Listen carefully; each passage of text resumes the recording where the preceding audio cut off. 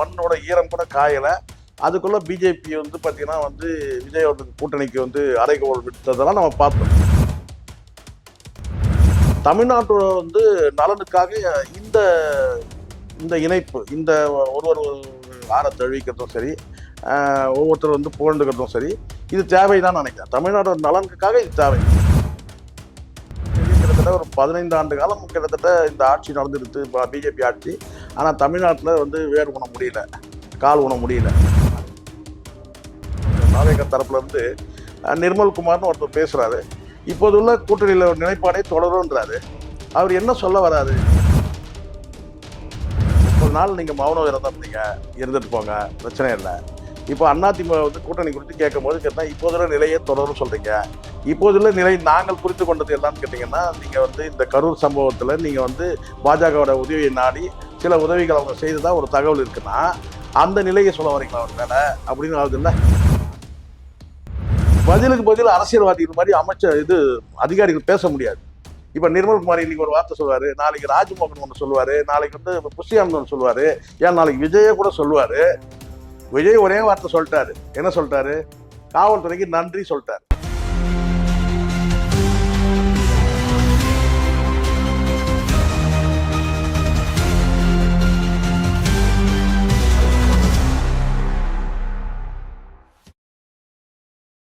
உலகத்தமிழ் உறவுகளுக்கு அன்பு வணக்கம். இன்றைக்கு நம்முடைய சிறப்பு விருந்தினர் நம்மோடு கலந்து கொண்டிருப்பவர் பத்திரிகையாளர் சேகுவரா அவர்கள். வணக்கம் சார். வணக்கம் சார்.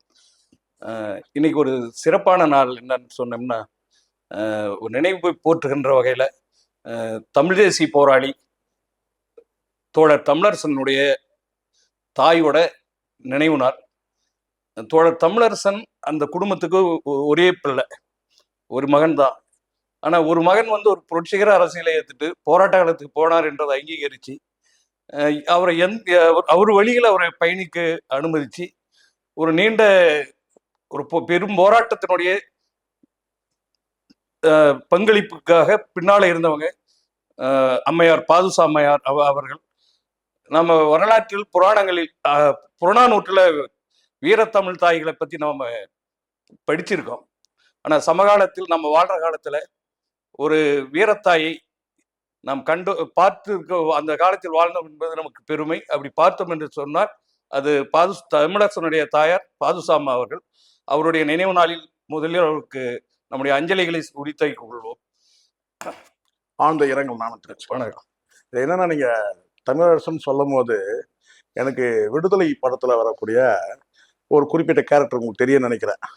அதை வந்து டிஏ கேரக்டர். ஆமாம். அந்த கேரக்டர் வந்து பார்த்தீங்கன்னா உண்மையிலேயே வந்து வெற்றிமாறன் வந்து ஒரு 3வது பாகத்துக்கு நகர்வார் போல இருக்கு.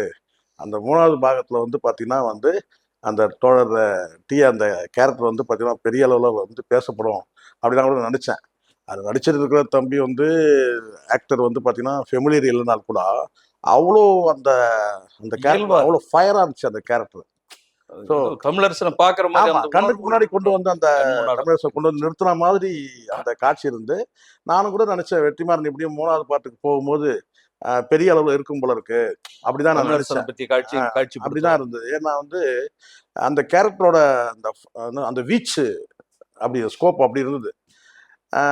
இந்த நேரத்தில் நீங்க சொன்ன உடனே எனக்கு ஞாபகத்துக்கு வர்றது வந்து அந்த ஒரு கேரக்டர் தான். விடுதலை டூல அப்படி தோழர் கலிபெருமாள் எப்படி விஜய் சேதுபதி கண்ணுக்கு முன்னாடி கொண்டு வந்து நிறுத்தினாரோ அதே மாதிரி தான் வந்து அந்த டிஏவோட கேரக்டரும் இருந்தது. இந்த நேரத்தில் எனக்கு அது ஞாபகத்துக்கு வருது. ஸோ நம்ம அவங்க தாயாருக்கு வந்து ஆழ்ந்த இதய அஞ்சலி, புகழஞ்சலி.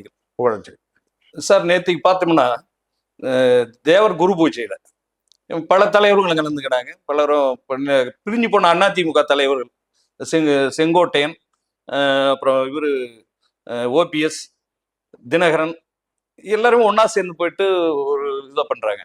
அது அவங்க இயல்பா ஒரு கட்சிக்குள்ள இருந்தவங்க. அவங்க போறதுல பெரிய இது கிடையாது. ஆனா எதிரும் இருந்த வைகோவை போயிட்டு சீமான தமிழ் தேசியத்துக்கு பெரிய தமிழ்நாட்டுக்கும் தமிழ் தேசியத்துக்கும் பெரிய ஒரு பெரிய தலைமை நம்ம இருக்கிறார் சீமான் தான். ரொம்ப உச்சி மூழ்ந்து புகழ்றார், கட்டி பிடிச்சி தார தழுவி.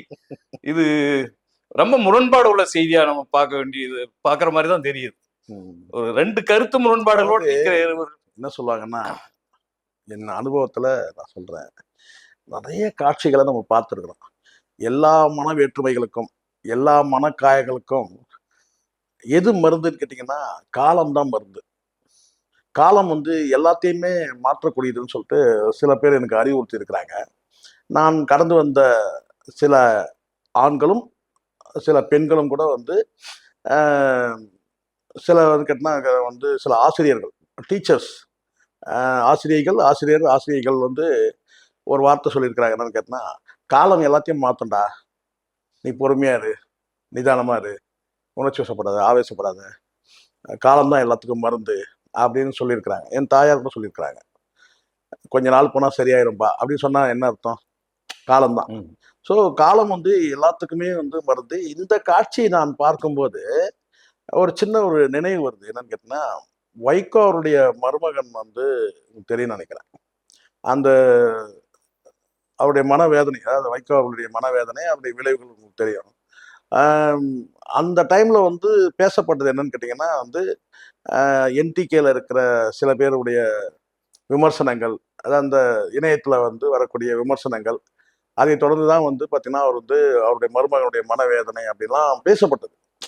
வைகோடைய தொண்டர்கள், அவருடைய பெரும்பாலான வைகோடைய ஃபாலோயர்ஸ் எல்லாம் வந்து பேசுனாங்க தான். பட் இது வந்து நமக்கு இந்த நிகழ்வு உங்களுக்கோ அல்லது எனக்கோ வந்து பெரிய ஒரு தாக்கம்லாம் ஒண்ணும் ஒரு ஒண்ணும் ஆச்சரியம் இல்ல. கிடையாது. இருந்தாலும் இருந்தா நான் என்ன நினைப்பேன்னா, இப்ப நீங்க என்ன கேட்டீங்கன்னா, நான் நேரடியா சொல்லி தான் எனக்கு எல்லாத்தையுமே எனக்கு பழக்கம். அப்படி பார்க்கும்போது இது வந்து எனக்கு வந்து அ வரவேற்க வேண்டிய ஒரு விஷயமா தான் நான் பார்க்குறேன். ஏன்னா, அ உங்களுக்கு இதுக்கு முன்னாடி உங்களுக்கு தெரியும்னு நினைக்கிறேன். இதே வைகோ அவர்கள் வந்து முரண்பட்டு இருந்தாரு. திமுகல முரண்பட்டு இருந்தபோது, ஒரு கட்டத்துல எல்லாரும் திராவிட முன்னேற்ற கழக தலைவர்கள் எல்லாரும் போய் அவர சந்திக்கிறாங்க. அப்ப அவர் வந்து சொல்றாரு கேட்டீங்கன்னா, நம்ம வந்து மாநில நலன் கருதி, தமிழ்நாடோட நலன் கருதி, நம்ம வந்து திராவிட இயக்க தலைவர்கள்லாம் பிரிஞ்சு இருக்கிறது வந்து பார்த்தீங்கன்னா, தேசிய கட்சிகள் அது வந்து சாதகமா அமைஞ்சிரும்ன்றதுனால தான், திமுகவோட மீண்டும் அவர் இணைஞ்சார். ஏன்னா, ஏகப்பட்ட கருத்து முரண்கள்லாம் கடந்த காலத்துல வந்து இருந்தது.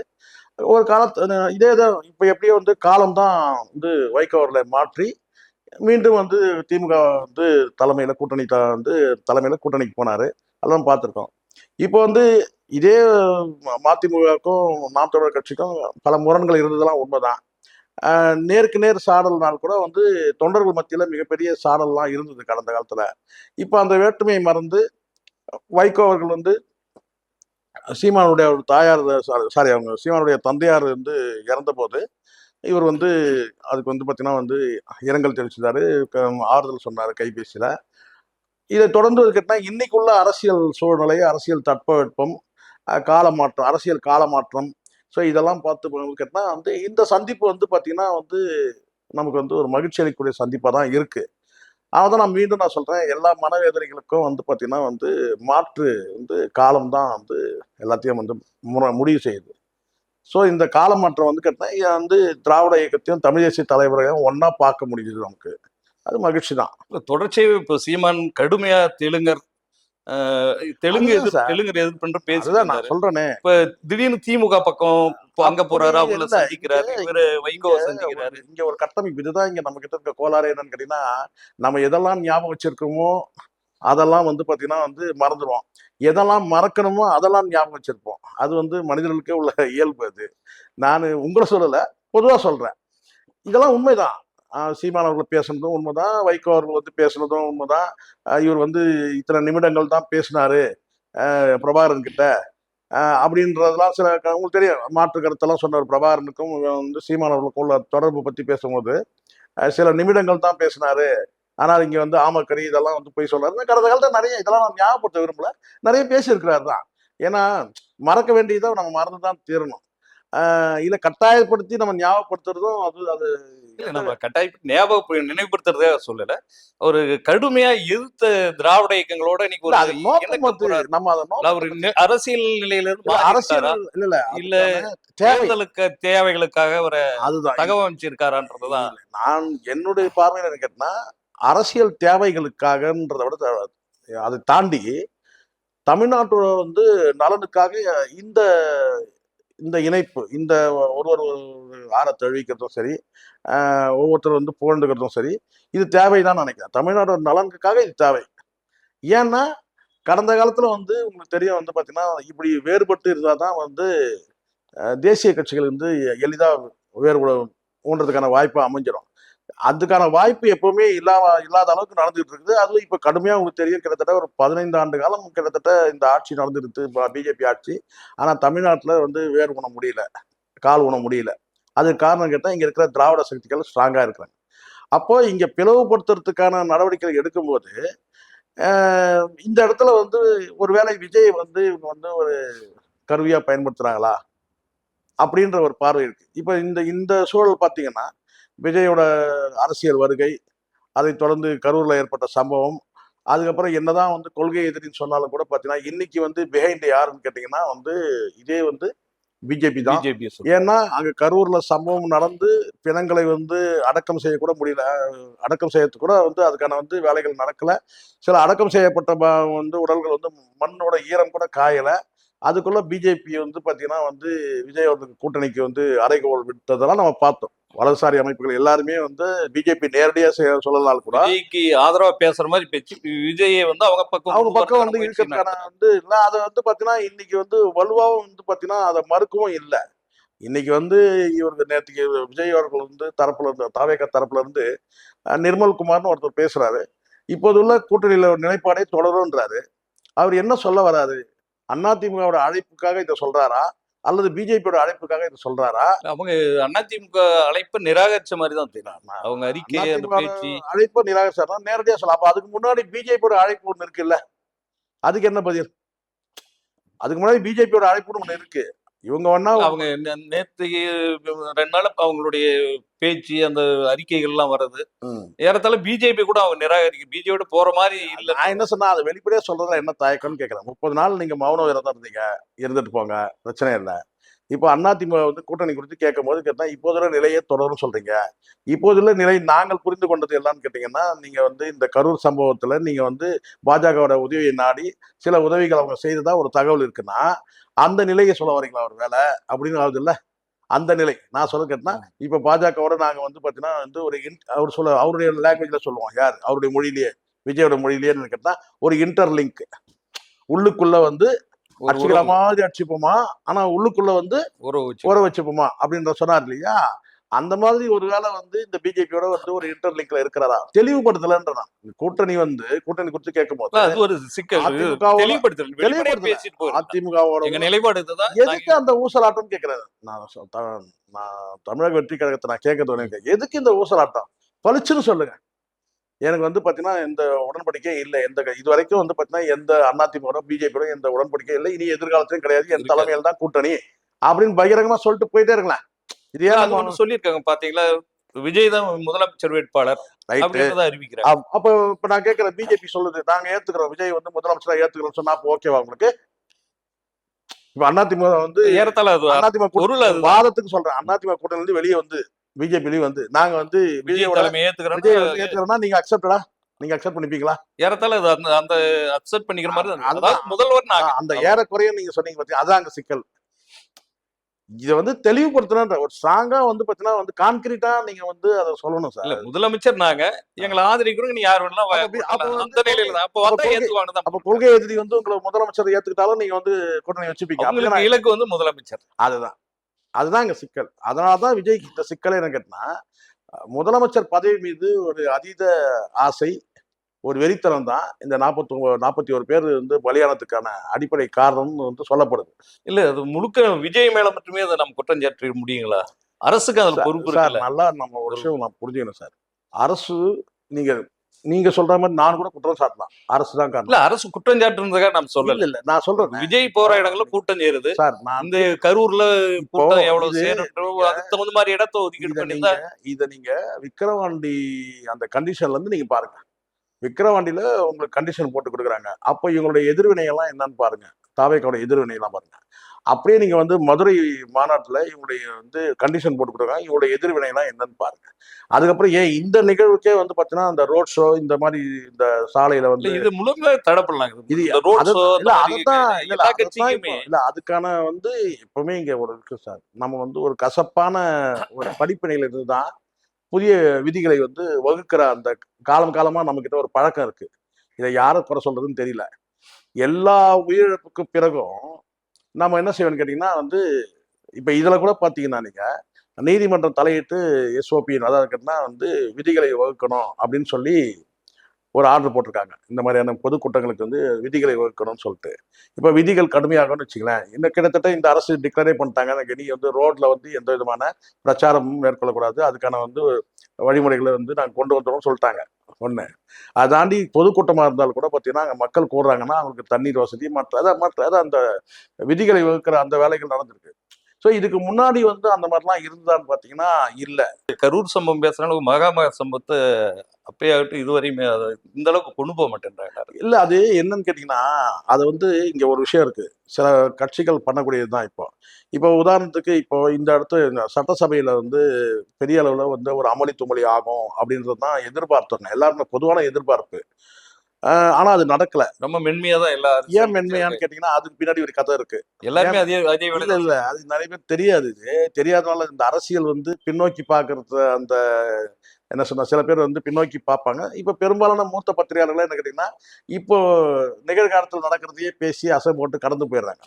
இதுக்கு பின்னாடி வந்து ஒரு கதை இருக்கு. எடப்பாடி வந்து ஏன் வந்து பெரிய அளவுல உக்கிரமா வந்து இத பேசலன்னா, ஏன் இத பத்தி சட்டசபையில பேசலன்னா, பேசலன்றதை விட ஆதரவா தானே பேசுறாரு. 2000 ஆதர ஆ அதாவது விஜய்க்கு ஆதரவு நிலையில இருந்தா விஜய்க்கு பேசுறாரு. ஆதரவு நிலையில் இருந்தால் கூட, சட்டசபையில மிகப்பெரிய அளவுல வந்து இத வந்து கேள்வி எழுப்பி, அதுக்கான வந்து வாத விவாதத்துக்கெல்லாம் அவர் போகாம என்ன செஞ்சுட்டாருன்னா, நாங்க பேசினா நீங்க அவை குறிப்புலருந்து நீக்க போறீங்க. அதோட நாங்க மக்கள்கிட்டயே பேசிக்கிறோம்னு சொல்லிட்டு வெளியில லாவகமா வந்துட்டாரு. அதுக்கு காரணம் என்னன்னு கேட்டீங்கன்னா, தெரியாது பல பேருக்கு. உண்மையான விஷயம் என்னன்னா, 2022ன்னு நெனைக்கிறேன். அப்போ வந்து உங்களுக்கு வந்து இந்த தஞ்சாவூர்ல களிமேடுன்ற பகுதியில வந்து ஒரு தேர் திருவிழால வந்து, அ மேல ஹை டென்ஷன் ஒயர்ல வந்து அந்த கோபுரம் இருக்குல்ல, தேரோட கோபுரம் வந்து பட்டு, வந்து எலக்ட்ரிக்கல் ஃபயர் ஆகி கிட்டத்தட்ட ஒரு 17 பேர் இறந்து போறாங்க. அப்போ வந்து ஒரு சிறப்பு கவன ஈர்ப்பு தீர்மானம் வந்து செல்வ பெருந்தகை தான் கொண்டு வராரு. இந்த ஆட்சியில தான் நான் சொல்றது. 2022ல நினைக்கிறேன் சம்பவம். சரியான தேதி நினைவில்ல. அப்போ அவர் கொண்டு வரும்போது எதிர்க்கட்சி தலைவரா இருக்கிற எடப்பாடி என்ன செய்றாருன்னு கேட்டீங்கன்னா, கடுமையா எதிர்த்து வெளியேறாரு. ஏன் வந்து கடுமையா எதிர்க்கணும் அப்படின்னு சொல்லி கேட்டீங்கன்னா, செல்வ பெருந்தகை பேசும்போது என்ன சொல்றாருன்னா, இதுக்கு வந்து ஒரு விதிகளை உருவாக்கணும். இப்ப எப்படி இந்த எஸ்ஓபி சொன்னாங்களோ, அது மாரி வந்து கேட்டா, இந்த மாதிரியான வந்து பொது ஊர்வலங்கள்ல, இந்த கோயில் ஊர்வலங்கள்ல வந்து விதிகள வந்து வலிமையாக்கணும் அப்படின்னு சொல்லிட்டு, அதுக்கு மேற்கோள் காட்டும்போது என்ன சொல்றாருன்னா, இந்த கூட்ட நெரிசல்ல இந்த மாதிரியான அ சம்பவங்கள் நடக்கிறத வந்து மேற்கோள் காட்டும்போது, மகாமகம் வந்து சம்பவத்தை மேற்கோள் காட்டுறாரு. யாரு? செல்வ பெருந்தகை. அந்த மகாமகம் சம்பவத்துல இழந்த வந்து கிட்டத்தட்ட ஒரு 50 பேருக்கு மேல இறந்திருக்கிறாங்கன்றத அத மேற்கோள் காட்டி, அவரு பேசும்போது அன்னைக்கு எதிர்க்கட்சி தலைவரா இருந்த இந்த எடப்பாடி என்ன செய்றாரு கேட்டீங்கன்னா, உடனே அத கண்டிச்சு என்ன செய்றாரு கேட்டா, வெளிநடப்பு வெளிநடப்பு. செய்றாரு. இப்போ மறுபடியும் இத வந்து விஜயோட இந்த சம்பவத்த வந்து அங்க ரொம்ப கடுமையா வலியுறுத்துறாருன்னு வச்சுங்களேன். மீண்டும் வந்து அங்க பேசும்போது கேட்டா மகாமகம் விஷயத்த எடுத்து பேசுவாங்க. அத விட இத தவிர்த்துக்கலாம்னு சொல்லிட்டு என்ன செஞ்சாரு, நாங்க இங்க பேசினா எப்படி இருந்தாலும் நீங்க அவை குறிப்பில ஏத்த மாட்டீங்க. நாங்க மக்கள்கிட்டயே போய் பேசிக்கிறோம்னு சொல்லிட்டு, வெளியில வந்து பேட்டி குடுத்துட்டு வந்துட்டாரு. இது ரொம்ப லாவகமா அவாய்ட் பண்ணிட்டாரு. ஏன்னா, இன்னைக்கும் வந்து மிகப்பெரிய அளவுல அதாவது கேட்டா, இதாவது மனித என்ன சொன்னா, மனிதர்களால் வந்து பார்த்தீங்கன்னா வந்து உருவாக்கப்பட்டு வந்து ஏற்பட்ட அந்த மக்களுடைய பேரிழப்புன்னு சொன்னா, குறிப்பிட்டு சொல்லக்கூடியது கேட்டா, அது மகாமகம் தான். சரி மகாமகம் தானான்னு நீங்க நினைக்காதீங்க. திமுக ஆட்சி காலத்துல வந்து தாமிரபரணி அந்த அந்த மாஞ்சோலை தேயிலை தோட்டம். தோட்ட தொழிலாளர் மாஞ்சோலை ஆஞ்சோலை அதுல வந்து பார்த்தீங்கன்னா வந்து தடியடி நடத்தும்போது, அப்பவும் வந்து கிட்டத்தட்ட ஒரு 17 பேர்ன்னு நினைக்கிறேன். அப்பவும் இறந்திருக்கிறாங்க. ஸோ வெவ்வேறு சம்பவங்கள்ல வந்து இந்த மாரி வந்து அதுக்கு பிறகு அதிமுக ஆட்சியில வந்து கேட்டா, இந்த வெள்ள நிவாரணம் சொன்னாலே வந்து பார்த்தீங்கன்னா வந்து, நமக்கு மிகப்பெரிய கலக்கத்தை ஏற்படுத்துற மாரி ஆச்சு. 2 சம்பவம். ஒண்ணு சாலிகிராமம், இன்னொன்னு அதான் விருகம்பாக்கம் பக்கத்துல ஒண்ணு. இன்னொன்னு வந்து இங்க வந்து வேசார்பாடியில வந்து ஒரு சம்பவம். ஸோ இந்த தள்ளுமுள்ளுல வந்து பார்த்தீங்கன்னா வந்து, இந்த குடுக்குற ரூ. 2000 பணத்துக்கு தொண்டையில கால வச்சுட்டு போய் வாங்கணும். ஸோ இந்த சம்பவம்லாம் வந்து எல்லாத்தையும் வந்து மழுங்கடிக்கிற மாரி, மறக்க வைக்கிற மாரியான ஒரு சம்பவம் தான் இந்த விஜய் வந்து நடத்தின இந்த ஊழல். ஸோ அதனால நீங்க கடந்த காலத்துல பல நிகழ்வுகள் வந்து எல்லா திமுக ஆட்சியிலும், அதிமுக ஆட்சியிலும் நடந்திருக்கு, திமுக ஆட்சியிலும் நடந்திருக்கு, வெவ்வேறு சம்பவங்கள். ஆனால் இது வந்து முற்றிலும் புதுமையானது. கேட்டா வந்து ஒரு கட்சி ஊர்வலத்திலேயே வந்து இந்த மாதிரி நடந்ததுன்றது வந்து இதை வந்து அவாய்ட் பண்ணியிருக்கணும். யார் அவாய்ட் பண்ணியிருக்கணும் முதல்ல அப்படின்னு சொன்னா, நான் உள்ளபடியே நான் உங்ககிட்ட நான் ஒத்துக்கிறேன். என்னன்னு கேட்டீங்கன்னா, இது வந்து அரசு வந்து இதை வந்து அவாய்ட் பண்ணிருக்கணும். எப்படி அவாய்ட் பண்ணியிருக்கணும் அப்படின்னு சொன்னா, இந்த கூட்டத்தை ரத்து பண்ணிருக்கணும். ரத்து பண்ணியிருந்தா விஜய் என்ன சொல்லியிருப்பார்? எதிர்கட்சி வந்து சதின்னு சொல்லியிருப்பார். இன்னைக்கு வாய் கூசாம என்ன சொல்றேன்னு கேட்டீங்கன்னா வந்து, போலீஸ் தானே எங்களுக்கு பாதுகாப்பு கொடுக்கணும்னு சொல்லிட்டு பேசுறாரு நிர்மல்குமார். எப்படி பாதுகாப்பு கொடுக்கணும்? தொண்டர்கள் உங்களை உங்களை தேடி வரக்கூடிய தொண்டர்களும் பொதுமக்களையும் லட்டி சார்ஜ் வச்சு அடிச்சு விரட்ட முடியுமா?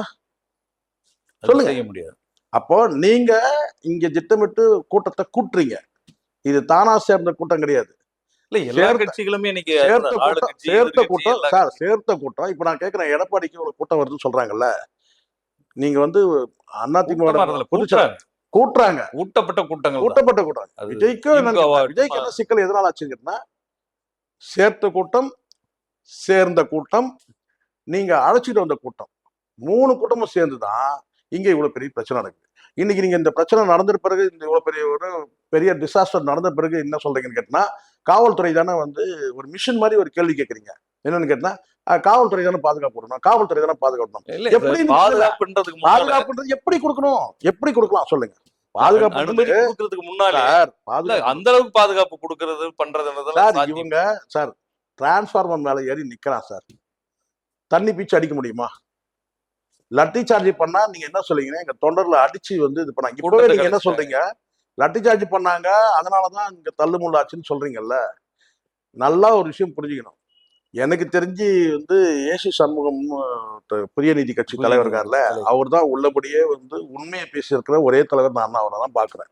ஏன்னா துணிச்சலா அவர் வந்து எந்த அரசியல் ஆதாயம் இல்லாம ஒரு வார்த்தை சொல்றாரு. இங்க வந்து இந்த சிபிஐ விசாரணை வந்து எதுக்காக தேவைன்னு தெரியல. ஆனால் வந்து அவசியமும் இல்லை.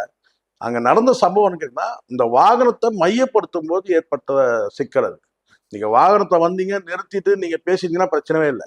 இந்த வாகனத்தோடவே கிட்டத்தட்ட ஒரு 5000 பேருக்கு மேல நீங்க திரட்டிட்டு வரீங்க பின்னாடியே. ஸோ அந்த வாகனத்தை இன்னும் கொஞ்சம் மையப்படுத்தும் போது அப்ப ஏற்படக்கூடிய தள்ளுமுள்ளு நெரிசல் தான் வந்து இந்த சம்பவத்துக்கெல்லாம் காரணம். ஏன்னா அவ்வளவு பெரிய வாகனத்தை கொண்டு வந்து ஏற்கனவே அங்க நிக்கிறதுக்கு ஒரு ஆள் நிக்கிறதுக்கு கூட இடம் கிடையாது. அப்ப நீங்க அதை மையப்படுத்தும் போது ஒருத்தர் வந்து பாத்தீங்கன்னா வந்து ஆணும் பெண்ணும் வந்து பாத்தீங்கன்னா வந்து தள்ளுமுள்ளு பண்ணி ஒருத்தர் கீழே விழுந்து மிதிச்சு அப்படி வந்து இறந்தவங்க தானே.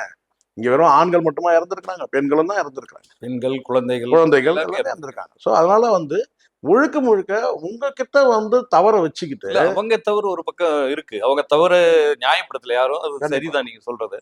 ஆனா இப்போ கூட்டம் பெருங்கூட்டம் கூட போகுதுன்னு தெரியும், கூடுறாங்களோ அது ரெண்டாவது கூட்டத்தை. ஆனா ஒரு அந்த குறுகிய இடத்துல போய் அனுமதி கொடுக்கறது அதுதான் சார். அங்க வந்து பாத்தீங்கன்னா அவங்களுக்குள்ள என்ன கான்வர்சேஷன் நடந்தது நமக்கு தெரியாதுல்ல. இப்போ இவங்களுக்கு வந்து சர்வ சுதந்திரம் இருக்கு சார். யார் நிர்மல்குமாருக்கு இவங்களுக்கெல்லாம் வந்து பாத்தீங்கன்னா நேர்காணல் பேச முடியும். ஆனால் பதிலுக்கு பதில் வந்து பாத்தீங்கன்னா அரசு துறை சார்ந்தவங்க வந்து பதில் வந்து பாத்தீங்கன்னா மீடியா பார்த்துலாம் பேச முடியாது. ஒரே நேர்காணல்ல வந்து இதுல மீடியா பிரஸ் மீட்டிங் எடுத்தாங்களே அமுதா, அதுதான் அன்னைக்கு கிளியர் பண்ணிட்டாங்க. ஸோ அன்னைக்கு கிளியர் பண்ணி முடிச்சாச்சு. இவங்களும் வந்து என்ன செய்யறாங்கன்னு கேட்டீங்கன்னா, அஃபிடேவிட் போடும்போது இப்ப நிர்மல்குமார் சொல்றதெல்லாம் அரசியல் வந்து பாத்தீங்கன்னா அரசியல்வாதியா இப்ப பேசிட்டு இருக்கிறாரு. ஆனால் அங்க நீதிமன்றத்துல அதே தவறு எனக்கு கேட்டா, நீதிமன்றத்துல நீங்க அஃபிடேவிட் போடும்போது இந்த மாதிரியான விஷயங்கள் நீங்க எதுவுமே சொல்லவே இல்லை அஃபிடேவிட் போடும்போது. சரி, இப்போ நீங்க வந்து பாத்தீங்கன்னா இப்போ உங்களுக்கு சுதந்திரம் கிடைச்சிச்சு, நீங்க பேசுறீங்கன்னு வச்சுங்களேன், பதிலுக்கு பதில் அரசியல்வாதி இது மாதிரி அதிகாரிகள் பேச முடியாது. இப்ப நிர்மல்குமார் இன்னைக்கு ஒரு வார்த்தை சொல்லுவாரு, நாளைக்கு ராஜ்மோகன் ஒன்று சொல்லுவாரு, நாளைக்கு வந்து புஷியானந்த் ஒன்று சொல்லுவாரு, ஏன் நாளைக்கு விஜய கூட சொல்லுவாரு. விஜய் ஒரே வார்த்தை சொல்லிட்டாரு. என்ன சொல்லிட்டாரு? காவல்துறைக்கு நன்றி சொல்லிட்டாரு. அப்ப உரிய பாதுகாப்பு கொடுத்ததுனால தான் நீங்க நன்றி சொல்றீங்க. இதுக்கு முந்தைய கூட்டத்துல எந்த கூட்டத்திலயும் நீங்க நன்றி சொல்லவே கிடையாது. காவல்துறைக்கு நன்றி சொல்லிட்டீங்க, அப்பவே முடிஞ்சிச்சு. இப்ப நீங்க வந்து பாத்தீங்கன்னா உங்களுடைய இதை நீங்க விட்ரா பண்ணிக்கிறீங்கன்னா, இது விஜய் சொன்ன கருத்து இல்ல, கட்சியில இருக்க சொல்லக்கூடிய. ஆனா இந்த கருத்துக்கெல்லாம் உடனே வந்து பாத்தீங்கன்னா அரசு வந்து பதில் சொல்ல முடியாது, அதுக்கான அவசியமே கிடையாது. அரசு அதிகாரிகள் சொல்ல முடியாது.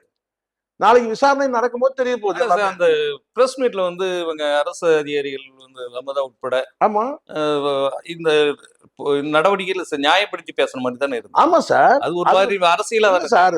சார் ஒரு விஷயம் தான். அது யார் பேசினாலும், எந்த அதிகாரி பேசினாலும் டாக்குமெண்ட் தான் பேசும். நீங்க என்ன கேட்டிருக்கீங்க, அதுக்கான என்ன வந்து போலீஸ் வந்து ஃபோர்ஸ் கொடுத்துருக்காங்கன்னு பார்க்கணும். நீங்க வந்து திட்டமிடாமல் நீங்க காலதாமதம் செய்யும்போது அங்க வந்து கூட்டம் கூடுது. நீங்க வந்து உரிய நேரத்துல நீங்க வந்திருந்தீங்கன்னா அப்ப நீங்க சொல்லலாம் கண்டிப்பா. நீங்க அதுலயே சொன்ன அவங்க நேரத்துல சொல்ற 10 மணி வரை அனுமதி இருந்தது. சார் 10 மணி நீங்க நீங்க கேட்ட டைம் என்னன்னா 12ல இருந்து 7 மணிக்குள்ள முடிக்கணும்ன்ற மாதிரி ஏதோ 7 மணி ஏதோ கிட்டத்தட்ட ஒரு 7 மணி நேரம் கேப் சொல்றாங்க. ஆனா நீங்க வந்ததே அங்க வந்து அது 7:30 வந்தது மணிக்கு தான். நம்ம மிகப்பெரிய காலதாமதம். நீங்க வந்ததே வந்து பாத்தீங்கன்னா நீங்க எப்ப ரீச் ஆகணும்? 12 மணிக்கு ரீச் ஆகணும் சார். சரிங்களா? நீங்க 1/2 மணி நேரம் 1 மணி நேரம் பேசுங்க தான் 12:30க்கு ரீச் ஆகணும் போல இருக்கு. நீங்க 1 மணி 2 மணிக்கு வந்ததா கூட பார்த்தீங்கன்னா ஒரு 1/2 மணி நேரம் முடிஞ்சிட்டு இருக்கும். எப்ப அங்க கூட்டம் கூடுச்சுன்னு கேட்டா 6 மணிக்கு மேல தான் கூட்டமே கூடுதாங்க. ஏன்னா லேபர்ஸ் ஒர்க்கர்ஸ் எல்லாரும் வேலை முடிச்சிட்டு வந்து முடிச்சுட்டு அங்க வராங்க. பார்த்துட்டு போகணும். அன்லிமிட்டடா நீங்க வந்து காலதாமதம் பண்ணிட்டீங்க சார். தாமதம் பண்ணலாம் சார். எல்லாருமே சொல்ல முடியாது சார் பங்க்சுவாலிட்டியா. இப்ப நான் வரேன் 10 நிமிஷம் லேட்டா கூட சார் நான் 10 நிமிஷம் லேட் ஆயிடுச்சு வரதுக்கு டிராஃபிக்ல இருக்க சொல்லலாம். எல்லாருமே வந்து பாத்தீங்கன்னா எக்ஸப்ஷன் உண்டு. ஏன் ஆபீஸ்ல கூட பாத்தீங்கன்னா நீங்க வந்து பயோமெட்ரிக் கேட்கும்போது பாத்தீங்கன்னா இந்த கிரேஸ் பீரியட் ஒன்று கொடுப்பாங்க. ஒரு 1/2 மணி நேரம் கொடுப்பாங்க. ஸோ அந்த மாதிரி வந்து பாத்தீங்கன்னா எல்லா இடத்துலயும் நீங்க குறிப்பிட்ட நேரத்துல வர முடியாதுன்றதெல்லாம் உண்மை. ஏன்னா அதுக்கு நீங்க நிறைய காரணங்கள் நீங்க சொல்லுவீங்க. ஆனால் 12 மணிக்கு வர வேண்டியதுல வந்து பாத்தீங்கன்னா நீங்க 1 மணிக்கு வரலாம், 2 மணிக்கு வரலாம், 3 மணிக்கு வரலாம், 4 மணிக்கு வரலாம், 5 மணிக்கு வரலாம். ஆனா நீங்க வந்தது 7:30 மணிக்கு நீங்க வரீங்கன்னா அதுக்குள்ள அங்க வந்து பார்த்தீங்கன்னா லேபர்ஸ் எல்லாம் வந்து பார்த்தீங்கன்னா அங்க ஒரு அன்ரெஸ்ட் ஆயிடுச்சு. அங்க ஃபுல்லாவே டைட் ஆயிடுச்சு ஃபுல்லாவே. அப்போ திட்டமிட்டு நீங்க வந்து பாத்தீங்கன்னா நீங்க காலதாமதம் பண்ணீங்க. ஏன்னா காலையில கிளம்பும் போது புஷியானதே சொல்றாருல, இத்தனை மணிக்கு கூட்டம்னு அவரே டிக்ளேர் பண்றாரு. அப்போ அது மேல நீங்க இதுதான் ரீசன். அதனால எத்தனை முறை பேசினாலும் இங்க தவறு எங்க இருந்து ஆரம்பிக்குதுன்னு பார்க்கணும். விசாரணை இப்ப விசாரணை பண்ணக்கூடிய அதிகாரிகள் அவங்க எத்தனை முறை எத்தனை ஆங்கிள் விசாரணை பண்ணாலும் எங்க இருந்து எதுல அடி வாங்கணும்னு நினைக்கிறீங்க நீங்க? நீங்க வந்து கொடுத்த ரூல்ஸை நீங்க ஃபாலோ பண்ணல. அரசு தரப்புல கிளியரா சொல்லிடுவாங்க. எல்லாருக்கும் உண்டுதான் சார். அந்த பேப்பரை போட்டுருவாங்க. இத்தனை போலீஸை நாங்க போட்டிருக்கிறோம், அலர்ட் பண்ணிருக்கிறோம். இங்க இந்த ஏன்னா நீங்க வந்து ட்ரோன் கேமரா மூலமா அவங்க போலீஸ் எங்கெல்லாம் அலர்ட் பண்ணிருக்காங்கன்றத தலையை கூட எண்ணி கூட காட்டிடுவாங்க. ஏன்னா காக்கி ட்ரெஸ் இருக்கிறதுனால ஈஸி உங்களுக்கு வந்து பாத்தீங்கன்னா ஐடென்டிஃபை பண்றது. ஸோ அதுக்கப்புறம் மத்தியில் இருந்த போலீஸை கூட அவங்களால அடையாளம் கட்ட முடியும். அதெல்லாம் வந்து கிளியரா முடிஞ்சிடும். பிரச்சனை கோளாறு எங்க ஸ்டார்ட் ஆச்சு? உங்ககிட்ட தான் ரூல்ஸை போட்டு கொடுத்தா அந்த ரூல்ஸ். இதே நிர்மல் குமார் இன்னைக்கு பேசுற இந்த நிர்மல் குமார் போலீஸ் அதிகாரிகள் வந்து அந்த விதிகளை வந்து கொடுத்த போது என்ன சொன்னாரு? இவங்க சொல்றபடி நாங்க வந்து நடத்தணும்னா பாலைவனத்தில் தான் நடத்தணும்னு சொன்னவர் யாரு? இந்த நிர்மல் குமார். இன்னைக்கு போலீஸ் பாதுகாப்பு கொடுக்கலன்னு சொல்லி பேசுறாருல, இந்த நிர்மல் குமார் என்ன சொல்றாருன்னா இந்த காவல்துறை விதிமுறைப்படி நாங்க நடத்தணும்னா நாங்க பாலைவனத்தில் தான் நடத்தணும்னு சொன்னவர். அப்போ இதுதான். அதனால வந்து கேட்டா இதெல்லாம் வந்து பாத்தீங்கன்னா இப்போ இவங்க அரசியல் காரணம் தள்ளி நான் கேட்கிறேன். சரிப்பா ரைட், உங்க மேல எந்த தப்புமே இல்லை. எதுக்கு மன்னிப்பு கேட்டார்? காலில் வந்து எதுக்கு மன்னிப்பு கேட்டார்? நீங்க சொல்லுங்க. நீங்க அப்படியே சொல்லலாம் என்னன்னு கேட்டீங்கன்னா உண்மையிலேயே வந்து பாத்தீங்கன்னா இது காவல்துறை பொறுப்பு, அரசு பொறுப்புன்னு சொன்னா அந்த மக்களே ரியாக்ட் பண்ணுவாங்க. இந்த மக்கள்கிட்ட போய் எம்எல்ஏ நிக்க முடியுமா? செந்தில் பாலாஜி யாரோ அங்க போய் மக்கள்கிட்ட முன்னாடி நிக்க முடியுமா? மக்களுக்கு எவ்வளவு ஆவேசம் கோபம் வரும். அதனால வந்து அந்த மக்களுக்கே தெரியும் இது வந்து நாம அந்த கூட்டத்துக்கு போனது தப்பு. அந்த குற்ற உணர்வு அவங்களுக்கு இருக்கும். விஜய்க்கும் அந்த குற்ற உணர்வு இருக்கிறதுனால தான் இருக்கலாம் நான் நினைக்கிறேன். அது ஒருவேளை இந்த அழறது காலில் விழுதெல்லாம் ஆக்டிங் இல்ல, ரியல் தான் அப்படின்னு நான் வந்து இருக்குமானால் அப்ப குற்ற உணர்வுல அழுது இருக்கிறேன். உங்களோட கருத்துக்களை பதிவு செய்யமைக்கு நன்றி. நன்றி சார். நன்றி சார்.